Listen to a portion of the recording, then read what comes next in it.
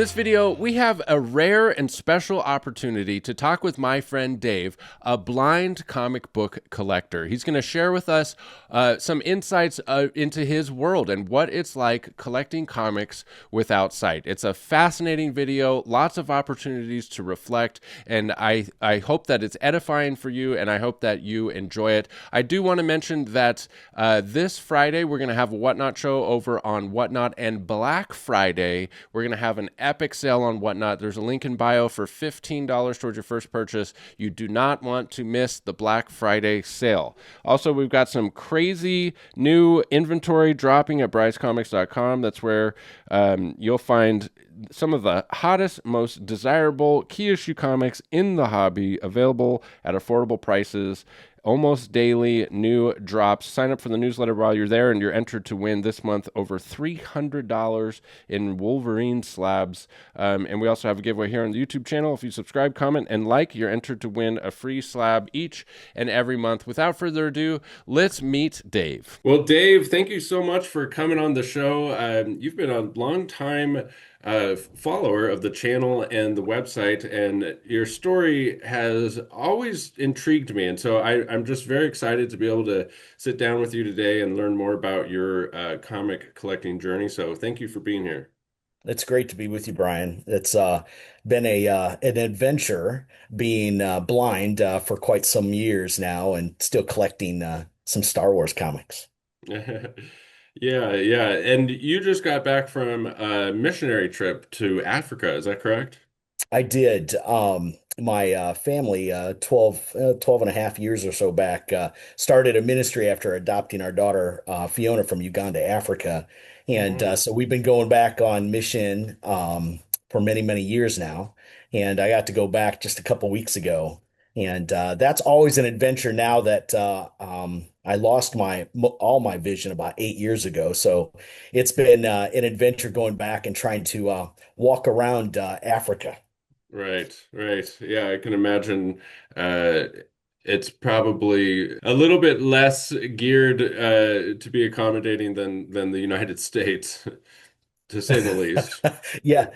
Yes, I can't bring my leader dog for the blind, Flynn, with me to guide me Mm, around. So I have my white cane. And a white cane doesn't do very well in rough terrain. yeah, yeah. So when you're going over trenches and walking planks and trying to get your way around, that white cane is so. But I rely on everybody over there to kind of help me out. It's an amazing blessing, especially we support a bunch of kids at a foster home and orphanage, and those kids are just joyful. They don't have much, but Right. they just love on us, and the words they speak is quite humbling, once you hear them, and love to be around them. Well, why don't you start us out with your origin story as far as collecting? What drew you to comic books? I've been interested in Star Wars since my very first movie I went to at the age of 9 was Empire Strikes Back at the movie theater. Hmm. So that kind of hooked me right from the beginning. And I just loved Star Wars, everything about it, the characters, lightsabers, the Millennium Falcon, everything about it. And so I was collecting toys right from the beginning. And of course, as a child, you pretty much destroy those things. Yeah. I was Oh, yeah. crashing them into each other and playing with my toys, and you really didn't have collecting in mind back then. And so some years after that, I started to collect the Star Wars comics as I got closer into the late 80s and early 90s, and really started to collect. I wanted to collect the whole series, Raw comics at that time, and I started to collect, and I started to collect other comics too, some DC and Marvel and Image, and just loved it. And started to collect some toys again too, action figures and spaceships and things like that. And it was fun. It was fun. I could see much better back then. I had been born premature, so I lost my vision out of one eye pretty much since birth because I was put in the incubator being a couple months premature, and the oxygen ate up my retina. Hmm. And basically blinded me on my right eye since birth, but I had pretty good vision on my left. And Hmm. so that enabled me to, see all the movies I wanted, get to school, do normal things, even be able to drive after a couple of tries at the driver's ed training. But it Hmm. was awesome to be able to read through the comics, which I loved, and collect them at the same time. Yeah. Well, maybe this would be a good time to showcase your new acquisition there. We just did a big trade for everyone watching this. This has been something that I believe has eluded you up until now. So I don't know if you can see this pretty well, but yes, I was so excited to do the trade for the Star Wars #1 and the CGC 9.8 white pages Yep. with you. And it's my kind of crowning jewel of the collection. So Yep. I'm just looking forward to continuing to do even more. So Yep. I trade for more and but my Star Wars #1, I love it. Love it. It's just a great purchase and um something I just is the pillar of my collection. So I love Yeah. it. Yeah, that's an absolute beauty, and we traded a bunch of other Star Wars books to make it happen, and now we're looking for that Star Wars #2 in a 9.8, and we'll do our second trade. So Like, I think that leads well into the next question, which is what is your process for buying slabs? And do you use any kind of tools or anything to help you identify them, or do you only buy graded now? How does that work? well, things have definitely changed over the years, as I started to lose my vision, started to use a lot more technology, screen readers on the computer or laptop, on voiceover on my iPhone. And then recently some apps came up that have been created, like Be My Eyes. And I used to collect all raw comics, no graded comics. And then as I lost my vision, most of the vision here 8 years ago, but a lot of the vision 12 years ago or so, um, I uh, I was trusting others basically to tell me what kind of condition the comics were in. Hmm. And when I would get the comics, supposedly in a 9.6 plus grade type of condition, I started to send those into like CGC, and I would get them back at a 9.2 grade, Hmm. or a 9.0 even. And Yeah. it was so disappointing. And so it was frustrating at that point. But that as this, graded comics became more of what I wanted to look for, I was a little bit more trusting then in, okay, at least they're graded, they've been professionally looked at. Started to trade and purchase from you, Bry, from Bry's Comics, which is awesome because you're trusted, someone I trust with your opinion of, um, and so it's been great, not only to use like Be My Eyes as an app, because that'll give me a little bit of a description of the cover of the comic and what the grade actually says on the CGC top of the comic where it's graded. So it'll describe to me the grade and what it says, a little bit about what's on the cover now, which is great. And so I get a little bit of what I used to see with that. Um, so that's been great. And that's helped me in my collecting lately with and it makes me feel much more secure actually doing all graded comics now. I've been bit too much by the raw comic false grade that Yeah, some people yeah, put on them. yeah. There's a couple things going on there. One, sometimes it's not even nefarious on their part. Sometimes they just don't even know, and I mean, oftentimes people that sell comics don't know how to grade comics, and to them it looks good. Mhm. So there's that, and then there's also the nefarious. So you have people that overgrade stuff. So yeah, it's an ongoing issue that grading has solved for the most part, which is nice. I feel certainly good over these last several years of looking at for those graded comics now. It's just I like that they're protected some, I like that they're professionally looked at. It makes me feel, like it's trusted, certainly through CGC. And So as kind of collections go, it's nice to display too.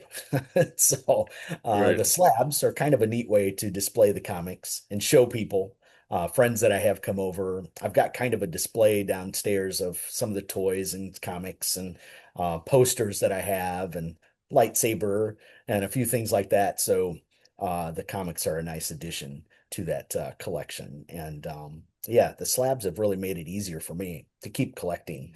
And the apps have made it easier for me to at least know what's still on the cover, which is kind of nice. Right. And there's even technology out there that I love going to movies still at the movie theater. So there's now descriptive audio headphones that will tell me what's going on behind the scenes during the times that are less talking in the movie. Mm. So one side of the headphones telling me what's going on, and the other side's actually has the voices of the movie and the Mm. sounds. So I still love, even though I'm blind, going to movies, and can't wait for the new Star Wars movies to come out next year and beyond. So Yeah, yeah. I'm always fascinated by that concept of how you experience a visual medium. So do you draw on memories? How does it play out in your mind, like action sequences or with the comic books, like how does that play out? it does help, especially since I did have vision out of one eye before, and I could see, what the characters looked like, and and understand what some of the spaceships, like the Falcon and some others, looked like, the AT-AT walkers, and so it's when I go to like a Star Wars movie and they're describing things around it, I'm picking up on all those cues Mhm. and just visually remembering in my mind, what it actually looked like. So it certainly helps having that visual cue from in the past, Yeah. and it helps it enhances the movie for me with that. But the descriptive audio is great, and that really it's working overtime sometimes, trying to keep up with the movie and telling me what's going on behind the scenes and where somebody's walking or what's behind them and what's in the scene as the movie continues. So that's kept my love of going to Star Wars movies and other movies alive. And it still makes it for a great experience, just like the collecting of comics. Yeah. The app helps, the screen reader helps with a little description. The graded comic actually puts some description of what the comic is, on the title part. Um, and it all enhances, as I collect them still, and Right. makes it for a fun experience still. And of course, showing everybody the collection is always fun too. Yeah. Yeah, well, I hope that apps and technology continue to, enhance the experience, which I'm sure they will. I'm sure they'll come out with even and better stuff. But in that vein, if you could tell creators um, one thing about their blind fans, what would it be? I think continue to creatively, put covers out there on those comics that describe what's going on in that book. Um, Mm, since I can't read it necessarily anymore too much as a comic, seeing what's on that cover, even what's described on the covers of those comics, hmm is a huge asset. And it really gets me to want to buy them still. And hmm even though I love Star Wars, I always want to buy those, but there are other comics too that I'll purchase every now and then, and it's because it'll grip me at what's on that cover. And if the cover's cool, I'm kind of geared towards wanting that comic then. Yeah, Especially if I used to like, Spider-Man even or Superman or whatever it was. yeah, Um, so yeah, I would say for the creators, yeah, keep the descriptions, keep some fun things on the front. Definitely the vivid, colorful images as the apps get better, the descriptions get better on the comics for hmm what it's actually telling me. And I do look forward to this next month. I'm actually receiving a pair of they're called Echo Vision smart glasses. Mm, And the description from the live AI on that is supposed to be really top notch. And that's I look cool. forward to putting that comic in front of me, that graded comic, and seeing how it'll describe what's on the cover. And I think you've even described too, Brian, sometimes where a comic might have it might be a key comic, a character or second appearance or whatever it is, and the cover is just horrible. Yeah. I mean, they Yeah. don't they don't they don't really put a great cover to the comic. And so sometimes the gimmicks even get me. It'll describe the foil on the comic, or it'll Yeah. describe something special. And I'll be like, oh, that's still cool. Look at that gold logo. You Yeah. know, Yeah, on a well, mask. there was a shift at some point. I don't know where it was, but it used to be that the cover matched what was inside. Like with that Star Wars run from the 80s, the cover almost always had to do with the story in that comic, which makes perfect sense to me. Right. And so that was the biggest shock to me when I got into this business, when I did my first exclusive. I thought, with Marvel, I thought, okay, they're going to send me, the story, and then I'll come up with a cover idea with that and communicate with the artist and do that.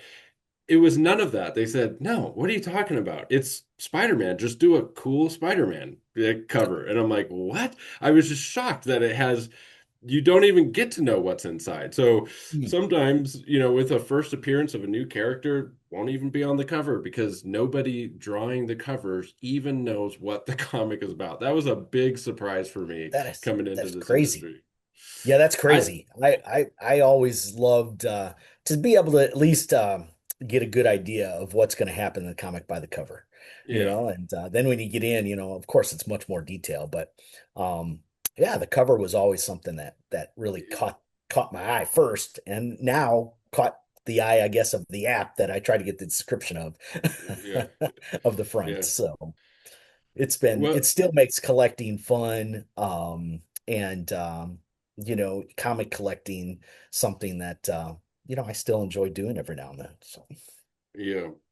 Well, is there anything else you'd like to share with us with some parting words here? well, Well, I would say that certainly having collected toys and comics, for a while now, being blind, don't let, a disability, even like visual impairment or blindness, stop someone from doing something they love.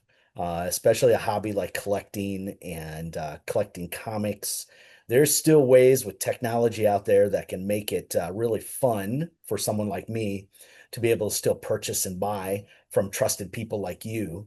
And that makes it a lot, fun. That makes me feel like I'm independent still, and that I could still, even though I can't necessarily drive to a local comic book shop, I can still work through Bry's Comics and get something that I really love.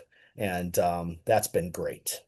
Well, that's awesome. Yeah, I'm really looking forward to our next trade and finding that Star Wars 2, and then whatever else that leads us to in the future. So thank you so much for coming on the show. Thank you for sharing your story. And it's just been an absolute pleasure. So thank you, Dave. Well, but nice talking to you, Brian, and appreciate everything you do, and look forward to doing a lot more. Yeah. All right. Take care. Thanks, you too.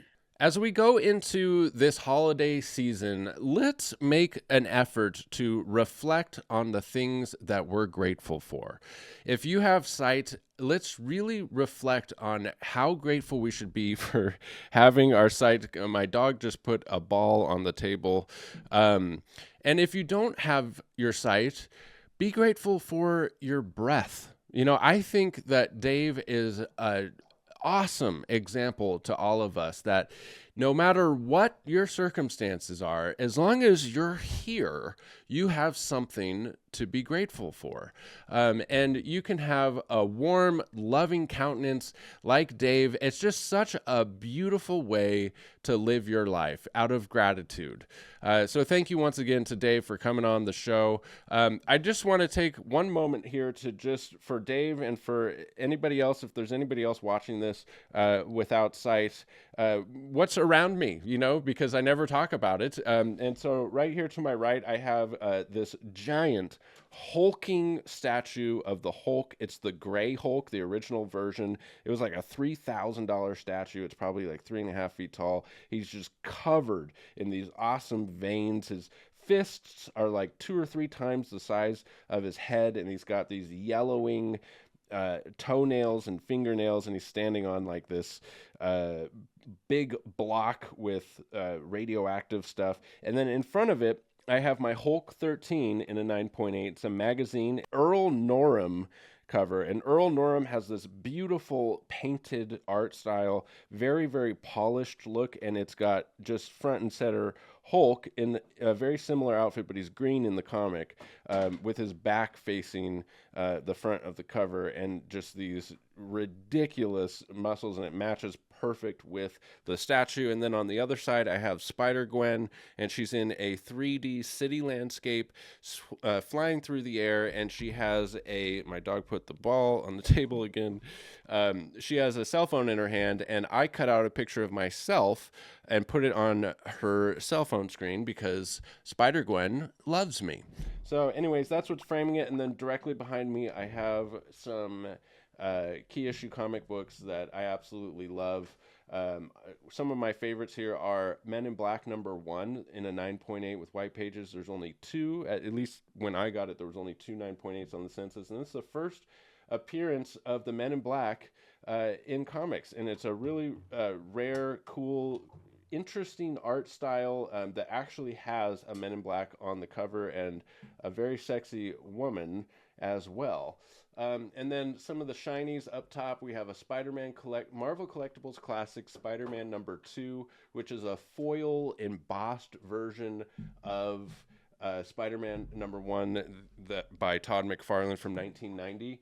And it has Spider-Man in vibrant, normal colors of red and blue, but the background is this light purple gradient that is just absolutely stunning. And then the Venom Lethal Protector, another shiny red foil, but this one has about 5 signatures, including Todd McFarlane, and a custom sketch by Sam De La Rosa, where he took this neon bright pink and outlined Venom's eyes and put pink dripping blood off of his claws. An absolutely stunning book there. So anyways, thank you so much for sticking with me to the end of the video. We'll catch you in the next one. Bye.